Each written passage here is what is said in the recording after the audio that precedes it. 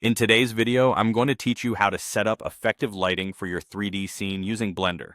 Proper lighting can immediately elevate the mood and realism of your render, and we'll break down the process to make it straightforward and accessible. To begin, we're focusing on establishing a strong key light, which is the main light source in your scene. Go ahead and press Shift+A to add an area light. Now you'll want to place this light at an angle towards the front side of your object. This positioning provides depth and dimension, acting as the primary source illuminating your subject. Adjusting the power of this key light is crucial. A solid starting point is to set the power between 40 and 50. But remember that you might need to tweak this depending on the scale of your scene to achieve the desired level of brightness. Use the S key to scale the light.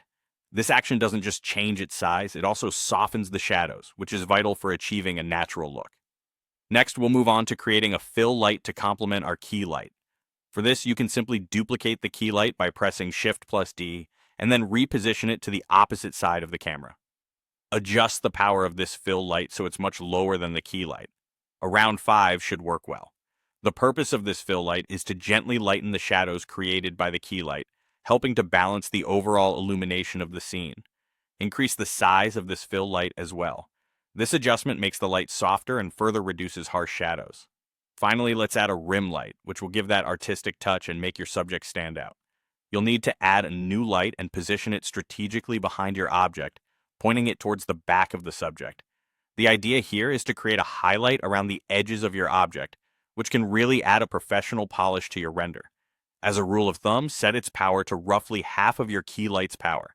This way, it's bright enough to create a noticeable rim, but not so overpowering that it distracts from the main lighting.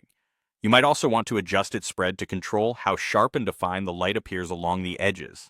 And there you have it, a simple yet effective 3-point lighting setup that can dramatically enhance your 3D scenes. By experimenting with these settings, you'll be able to craft a look that's unique to your project. Remember, lighting is an art, and these steps offer a solid foundation to start with. Play around with different power levels, distances, and angles to find what best suits your vision. Thank you for watching, and I hope these tips illuminate your next project, quite literally.